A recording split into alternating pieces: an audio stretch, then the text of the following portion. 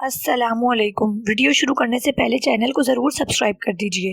वीरान मकान, खूंचका भूंचका और दिल पर सख्ता तारी करती अपनी नौयत की अजीब व गरीब खौफनाक कहानी। दूर तक जाती सुनसान सड़क और गहरा होता अंधेरा हारिस की परेशानी में इजाफा कर रहा था। एक तो ऊपर से अजनबी शहर, कोई जान पहचान कभी नहीं था। वो परेशान नजरों से अपने अतराफ में देख रहा था। बस से उतरने के बाद उसे समझ नहीं आ रहा था कि वो किस तरफ जाए। उसे लग रहा था उसने यहाँ आने में जल्दबाजी से काम लिया है, पर वो भी क्या करता, गुर्बत ने उसे यहाँ शहर आने पर मजबूर किया था। गांव में ऐसा कोई मुनासिब काम था नहीं जिससे वो अपनी माँ और छोटे बहन भाइयों की किफालत करता।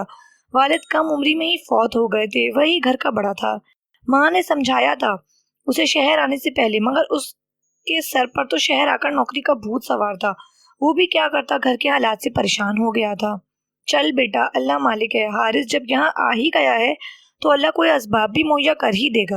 वो दिल ही दिल में खुद को तसल्ली देते हुए बैग उठाए अनजान रास्ते की जानिब गामजन था। बढ़ते हुए अंधेरे की वजह से उसे ठीक नजर नहीं आ रहा था कि वो किस तरफ जा रहा है। चलते चलते उसका पैर किसी पत्थर से टकराया था और वो मुंह के बल गिरा था। उसने गौर किया तो वो कोई कब्र थी। उसके बदन में सनसनी सी दौड़ गई। वो जल्दी से घबरा कर कपड़े झाड़ कर खड़ा हुआ। वो उस वक्त किसी कब्रिस्तान में खड़ा था। वो घबरा कर जल्दी जल्दी आगे बढ़ने लगा। चांद की हल्की रोशनी में अब वो बहुत गौर से देखभाल कर चल रहा था। वो तेज तेज कदम उठा रहा था ताकि वो कब्रिस्तान की हदूद से बाहर निकल आए। बात सुनो बेटा। अपनी पुश्त पर किसी मर्दाना आवाज पर वो खौफजदा सा हो गया और पलटे बगैर तेज तेज दौड़ने लगा। भागते भागते वो कब्रिस्तान की हदूद से बाहर निकल आया। अरे बेटा सुनो तो, वो आदमी उसके पीछे आते हुए बोला। डरो नहीं, मैं इधर का रहने वाला हूँ। वो उम्र रसीदा आदमी था और हारिस की आंखों में छाए डर को देखकर उसे तसल्ली देने लगा। मैं यहाँ से गुजर रहा था कि मेरी नजर तुम पर पड़ी। उस शहर में नए मालूम हो रहे हो। जी, मैं गांव से आया हूँ, नौकरी की तलाश में। हारिस जरा मुतमईन होते हुए बोला। अच्छा, इसकी बात पर वो बूढ़ा इस बात में सर हिलाने लगा। मैं यहाँ किसी को नहीं जानता और मुझे रिहाइश का भी नहीं पता। हारिस को झिझकते हुए बोला। रिहाइश की तुम फिक्र ना करो, यहाँ करीब ही पास में मेरा घर है, वहाँ तुम रह सकते हो। बूढ़े की पेशकश पर हारिस की खुशी दीदनी थी। किराया क्या होगा? हारिस हिचकिचाते हुए बोला। किराए की फिक्र नहीं करो, जब तक दिल चाहे रहना। मैं और मेरी बीवी ही होते हैं। घर में हमारा अकेलापन भी दूर हो जाएगा और तुम्हारा रिहाइश का मसला भी हल हो जाएगा।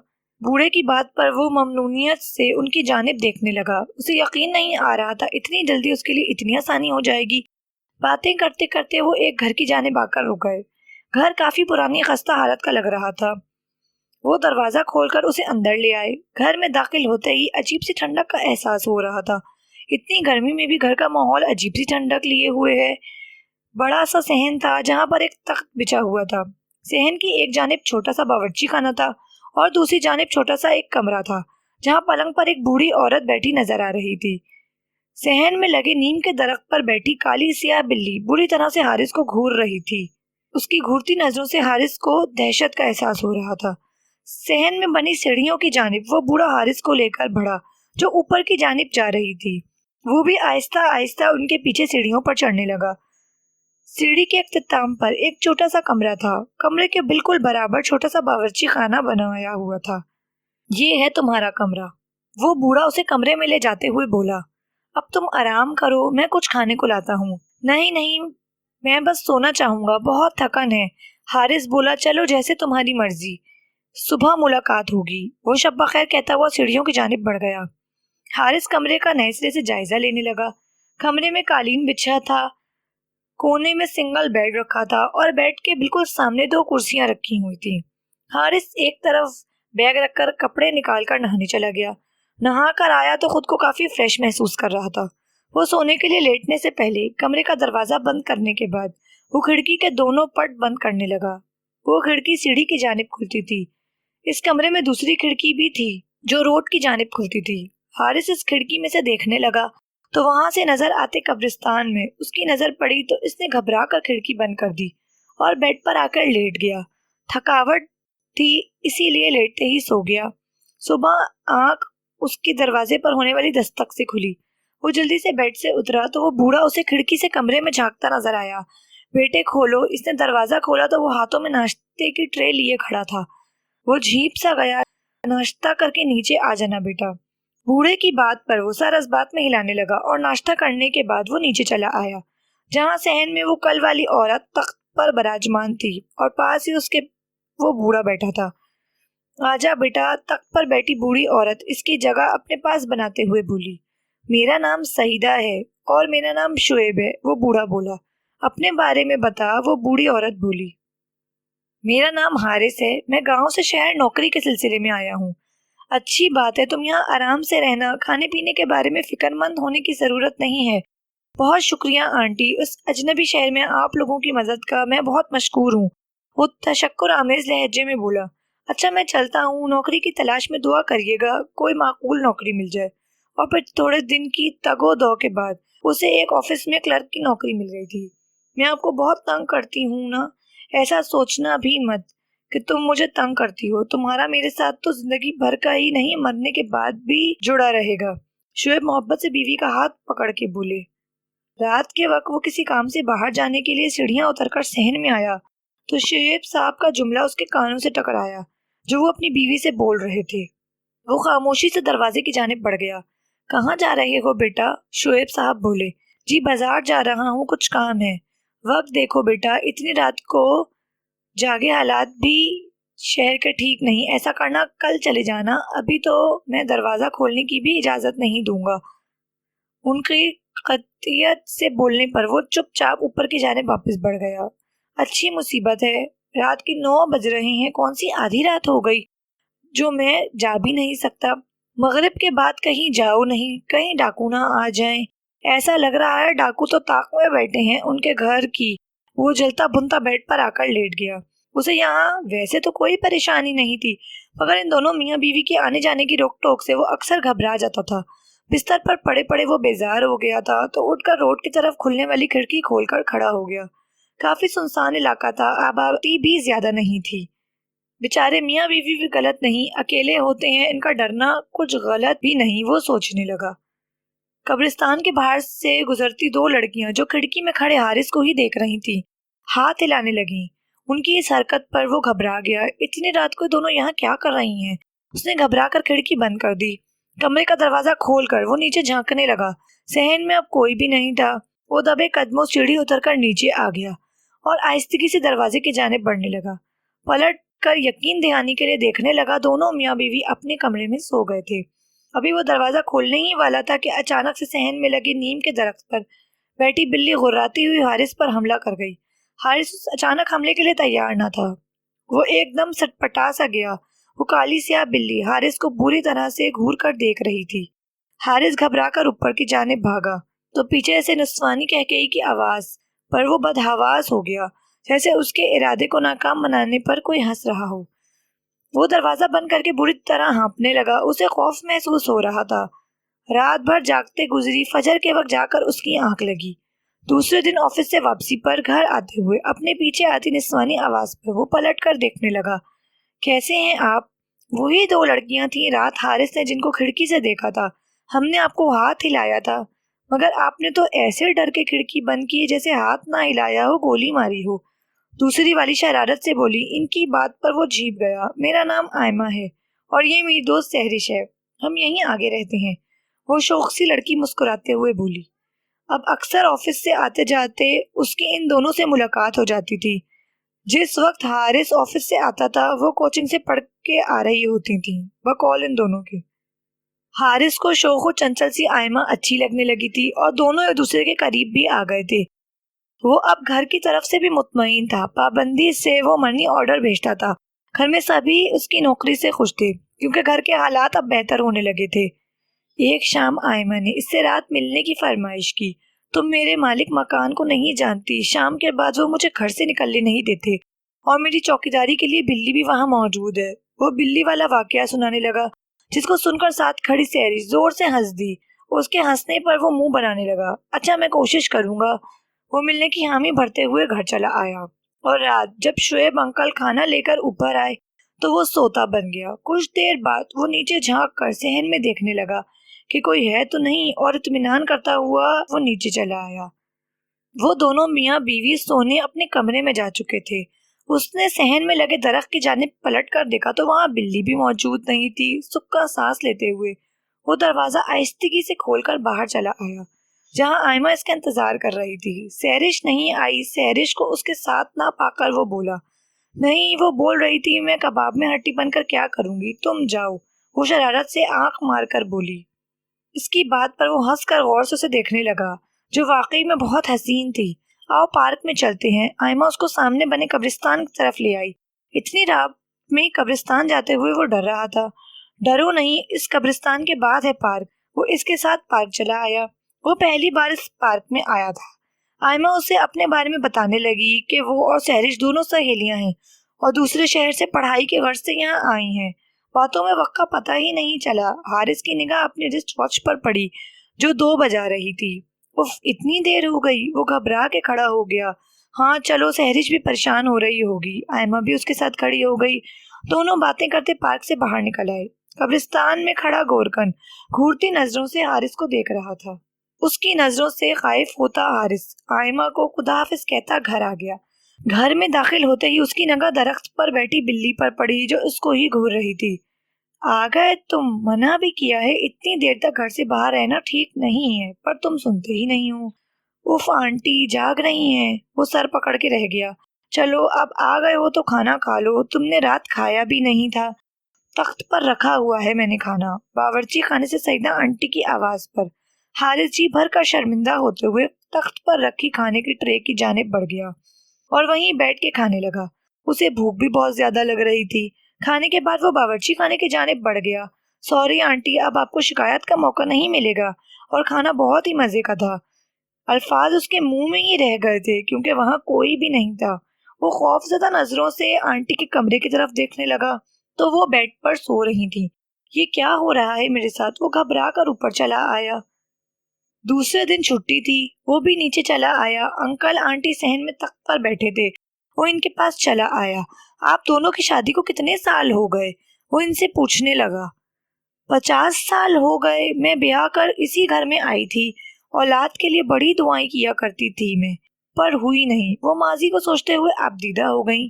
میرے تو یہی بچے ہیں۔ وہ درخت کے پاس بیٹھی بلیوں کی جانب محبت سے دیکھتے ہوئے بولی۔ آپ کو بلیاں بہت پسند ہیں کیا؟ وہ سوال کرنے لگا۔ ہاں، وہ مختصر سا جواب دے کر چپ ہو گئی تو وہ درخت کے پاس بیٹھی آرام کرتی بلیوں کی جانب دیکھنے لگا۔ ان میں ایک بلی کی آنکھوں میں حارث کو دیکھتے ہوئے عجیب سی چمک تھی کہ وہ جھرجھری لے کر رہ گیا۔ تمہارے انکل کو بہت بولا تھا میں نے، دوسری شادی کر لو اولاد کے لیے، پر نہیں مانے، سیدہ آنٹی بولی۔ آپ سے محبت کرتے ہوں گے نا؟ ایسی ویسی سیدہ آنٹی پپلے منہ سے دوپٹہ منہ پر رکھ کے ہنسنے لگی۔ لیلا مجنوں کی محبت مشہور تھی ہماری، وہ بتانے لگی۔ آنٹی یہ علاقہ اتنا سنسان کیوں ہے؟ یہ علاقہ شروع سے ہی سنسان ہے، یہاں آبادی زیادہ ہے ہی نہیں۔ اس کی بات کے جواب میں وہ بولی۔ وہ چپ ہو گیا۔ رات کی کسی پہر اس کی آنکھ کھلی تو نیچے آتی باتوں کی آواز پر وہ حیران ہوا کہ نیچے کون ہے۔ وہ آہستگی سے کمرے کا دروازہ کھول کر نیچے جھانکنے لگا تو صحن میں شادی کا سماں تھا۔ پورا صحن روشنیوں سے جگمگا رہا تھا۔ عورتیں زرق برق لباس پہنے نظر آ رہی تھیں۔ مرد بھی نئے لباس زیب تن کیے ہوئے تھے۔ حارث نے غور کیا تو تخت پر ایک لڑکی دلہن بنی بیٹھی نظر آئی اور اس کے ارد گرد لڑکیاں تیار ہوئی بیٹھی تھیں۔ کھانے کے اشتہار انگیز خوشبوئیں پورے گھر میں پھیلی ہوئی تھیں۔ ایک طرف کھانے کی دیگیں رکھی ہوئی تھیں۔ وہ پریشانی سے یہ سب دیکھ رہا تھا۔ حارث بیٹا آ جا۔ نیچے کھڑے شعیب انکل کی اس پر نظر پڑی تو آواز دے کر اسے بلانے لگے۔ وہ نیچے آ گیا۔ بیٹا یہ ہماری پڑوس کی بچی ہے، اس کی شادی ہے، تمہاری آنٹی نے بولا تھا رخصتی ہمارے گھر سے ہوگی۔ بچپن سے یہ بچی ہمارے گھر آتی جاتی ہے تو محبت ہو گئی۔ انکل کی بات پر وہ آنٹی کی طرف دیکھنے لگا جو ہر کام میں آگے آگے تھی۔ کھانا بچا تو وہ بھی بیٹھ گیا۔ اتنا لذیذ کھانا تھا کہ وہ کھائے چلے جا رہا تھا۔ کھانے کے بعد بھی محفل جمی ہوئی تھی۔ اسے اب نیند آنے لگی تھی۔ دوسرے دن آفس بھی تھا۔ وہ سونے کے لیے اوپر آ گیا۔ اسے لگا اس کے پیچھے پیچھے کوئی آیا ہے۔ اس نے 2-3 بار چونک کر اپنے ارد گرد بھی دیکھا مگر کوئی نہ تھا۔ گلاب کی تیز خوشبوئیں جو بستر پر دراز تھا۔ گھبرا کر اٹھ کر بیٹھ گیا۔ نکرئی کہہ کہے اس کی سماعتوں سے ٹکرائے۔ کون ہے؟ اس نے ڈرتے ڈرتے پوچھا۔ وہ خوف زدہ سا اپنے اطراف میں دیکھنے لگا مگر کوئی نہ تھا۔ پوری رات اسے لگا کوئی نسوانی ہاتھ اس کا سر سرہاتا رہا۔ فجر کے وقت تک یہی سب ہوتا رہا۔ آفس میں بھی سارا دن وہ کسل مندی سے کام کرتا رہا۔ نیند نہ بڑھنے کی وجہ سے اس سے کوئی کام نہیں ہو رہا تھا۔ شام واپسی میں گھر کی طرف آتے ہوئے آئمہ نظر آ گئی۔ اس کو دیکھتے ہی اس کی دن بھر کی تھکن دور ہو گئی تھی۔ وہ تھوڑی دیر پارک میں بیٹھ کر اس سے باتیں کرنے لگا۔ پتہ ہے کل میرے مالک مکان کے گھر میں پڑوس کی لڑکی کی شادی تھی۔ دلہن بنی لڑکی کو دیکھ کر مجھے خیال آیا کہ ایک دن تم بھی ایسے ہی دلہن بنی بیٹھی ہوگی، حارث بولا۔ کاش، آئمہ دھیرے سے بولی۔ کیا مطلب؟ وہ ناسمجھی سے بولا۔ کاش ایسا ہو، میں تمہاری دلہن بنی بیٹھی رہوں، آئمہ بولی۔ ایسا ضرور ہوگا آئمہ، حارث بولا۔ میں پرسوں گاؤں جا رہا ہوں اور جاتے ہی ماں سے تمہارے بارے میں بات کروں گا۔ کیا سچ میں تم مجھ سے شادی کرو گے؟ آئمہ خوش ہوتے ہوئے اس سے پوچھنے لگی۔ ہاں، میں وعدہ کرتا ہوں میں تم سے شادی کروں گا، وہ اسے یقین دلاتے ہوئے بولا۔ گھر آ کر وہ تیاری میں لگ گیا، بیگ وغیرہ پیک کرنے لگا کیونکہ پرسوں وہ گاؤں جا رہا تھا۔ وہ مستقبل کے سنہرے سپنے بن رہا تھا۔ کیسا لگے گا آئمہ میرے ساتھ گاؤں جائے گی؟ پورے گاؤں میں آئمہ جیسا حسین کوئی نہیں ہوگا۔ اور واقعی میں آئمہ بے حد حسین تھی، ایسا حسن حارث نے نہیں دیکھا تھا۔ آج رات بھی آئمہ نے اسے پارک ملاقات کے لیے بلایا تھا۔ پارک سے واپسی میں قبرستان والے راستے سے آتے ہوئے اس کا پیر کسی پتھر سے اٹکا تھا اور وہ دھڑام سے کسی قبر پر جا کر گر گیا تھا۔ اس نے جلدی سے موبائل کی ٹارچ جلائی تھی۔ موبائل کی روشنی سیدھی قبر کی تختی پر پڑی تھی۔ حارث کی آنکھوں کے آگے اندھیرا آ گیا تھا۔ قبر کی تختی پر لکھا نام شعیب خان۔ وہ بمشکل کھڑا ہوا۔ اسی قبر کے برابر والی قبر کی تختی پر سیدہ شعیب لکھا تھا۔ حارث کو لگ رہا تھا وہ بے ہوش ہو کر رہ جائے گا۔ کیا ہو گیا؟ گورکن کی آواز پر وہ اچھل گیا۔ وہ یہ قبر کو دیکھتے ہوئے ٹوٹے پھوٹے لفظ اس کے منہ سے نکل رہے تھے۔ ہاں، یہ دونوں میاں بیوی تھے، وہ سامنے والے گھر میں رہتے تھے۔ وہ گورکن اس گھر کی جانب اشارہ کرنے لگا جہاں حارث رہ رہا تھا۔ آج سے 5 سال پہلے آدھی رات میں ان کے گھر ڈاکو گھس آئے تھے۔ ڈاکوؤں نے دونوں میاں بیوی کو قتل کر دیا تھا۔ بیٹا دھیان رکھو، حالات ٹھیک نہیں۔ حارث کو بے ساختہ ان کے جملے یاد آ گئے۔ اتنا ڈرے ہوئے کیوں ہو؟ گورکن اس کے چہرے پر اڑتی ہوائیاں دیکھ کر بولا۔ نہیں، کچھ نہیں، وہ تھوک نگلتا ہوا بولا اور تیزی سے گھر کی جانب دوڑا۔ مجھے ابھی یہاں سے نکلنا ہوگا۔ وہ خوف سے دھڑکتے دل کے ساتھ گھر میں داخل ہوا۔ وہ تیزی سے اوپر چلا آیا اور سامان سمیٹنے لگا کہ کمرے کے دروازے پر ہونے والی دستک پر وہ اچھل سا گیا۔ کھڑکی سے دیکھا تو سیڑھی پر آئمہ کھڑی ہوئی تھی۔ تم یہاں کیسے؟ وہ اپنے عرق آلود پیشانی صاف کرتے ہوئے بولا۔ میں بھی تمہارے ساتھ چلوں گی۔ اس کی بات پر وہ سر ہلاتا جلدی جلدی چیزیں اٹھانے لگا کہ اس کے دماغ میں جھمکار ہوا۔ تم کیسے پتا کہ میں جا رہا ہوں؟ وہ پاس کھڑی آئمہ سے پوچھنے لگا۔ آئمہ، تم کہیں نہیں جاؤ گی، تم اس طرح اپنے قبیلے کی نافرمانی نہیں کر سکتی، پیچھے سے سہرش بولی۔ وہ حیران پریشان سا سب دیکھ رہا تھا۔ حارث صاحب، آئمہ نے آپ کو حقیقت بتانے سے منع کیا تھا، مگر میرے خیال سے آپ کو حقیقت سے واقف کر دینا چاہیے۔ آئمہ کے لاکھ روکنے کے باوجود سہرش بتانے لگی کہ ان کا تعلق جنوں کے قبیلے سے ہے اور صحن میں لگے نیم کے درخت پر وہ عرصہ دراز سے اپنے آباء و اجداد کے ساتھ رہتی چلی آ رہی ہیں۔ وہ جو بلیوں کے روپ میں آپ نے دیکھا تھا وہ ہم ہی تھے۔ پہلے ہی دن جب آپ نے اس گھر میں قدم رکھا تبھی آپ آئمہ کو اچھے لگنے لگے تھے۔ میں نے اسے بہت روکا، اگر یہ آپ کے ساتھ جائے گی تو ہمارے قبیلے کے بڑے اس کو تو مار ہی دیں گے، ساتھ ہی آپ کی جان کو بھی خطرہ ہے۔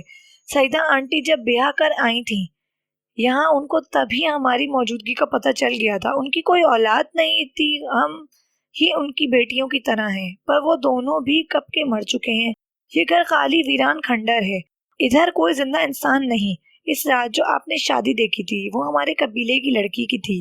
حارث کو لگ رہا تھا کسی بھی وقت اس کا دل بند ہو جائے گا، اس کا پورا وجود پسینے میں بھیگا ہوا تھا۔ حارث، تم کہیں نہیں جاؤ گے بیٹا، تم تو ہمارے بیٹے کی طرح ہو۔ شعیب انکل سیڑھی چڑھ کر اس کی طرف آنے لگے۔ خوف زدہ ہو کر اس نے دروازہ بند کر دیا۔ اللہ میری مدد کر، میں کہاں جنوں اور روحوں میں پھنس گیا ہوں۔ وہ پھوٹ پھوٹ کر روتے ہوئے اپنے لیے مدد مانگنے لگا۔ پوری رات وقفے وقفے سے دروازے پر ہونے والی دستک اور سیدہ آنٹی کی سے سکتی ہوئی آواز اس کو جانے نہ دینا۔ میں نہیں جانے دوں گی، میرا کوئی بچہ نہیں، یہ میرا بچہ ہے کی آواز اس کے کانوں میں ہتھوڑے کی طرح برس رہی تھی، اور ساتھ میں نسوانی بیان کرتی ہوئی آواز جو آئمہ کی تھی۔ حارث، تم نے مجھ سے وعدہ کیا تھا، تم ایسے کیسے جا سکتے ہو؟ وہ دونوں ہاتھ کانوں پر رکھ کے دروازے سے پشت لگائے بیٹھا رہا۔ فجر کے وقت آوازوں کا سلسلہ رکا۔ اس نے دروازہ کھول کر نیچے جھانکا جہاں اب خاموشی تھی۔ وہ بیگ اٹھائے اندھا دھند سیڑھیاں اترتا ہوا دروازہ کھول کر باہر کی جانب بھاگا۔ وہ پوری طرح سے بس بھاگ رہا تھا۔ اور باہر روڈ کی جانب آ کر آسمان کی جانب دیکھتے ہوئے تشکر کے آنسو اس کے گالوں پر بہہ رہے تھے۔ اسے یقین نہیں آ رہا تھا کہ وہ بچ کر آ گیا۔ سوچ کر اس کے رونگٹے کھڑے ہو رہے تھے کہ وہ 6 ماہ تک روحوں اور جنوں کے درمیان رہا تھا۔ آج اس بات کو 10 سال بیت گئے اور پچھلے 8 سال سے وہ یہاں شہر میں اپنی ماں اور بیوی بچوں کے ساتھ مقیم ہے۔ آج کسی کام سے جب وہ اپنی بیوی کے ساتھ اس علاقے سے گزرا تو اتفاق سے اس گھر کے پاس سے اس کا گزر ہوا۔ گھر کے پاس سے گزرتے ہوئے اس کے جسم میں سرد سی لہر دوڑ گئی۔ آج بھی وہ گھر ایسا ہی ویران پڑا تھا۔ حارث کی نگاہ بے اختیار اس کمرے کی کھڑکی کی جانب اٹھی جہاں اس نے 6 ماہ قیام کیا تھا، مگر وہاں کے منظر نے اسے دہشت میں مبتلا کر دیا تھا۔ آئمہ کھڑکی میں کھڑی مسکراتے ہوئے اس کو ہاتھ ہلا رہی تھی۔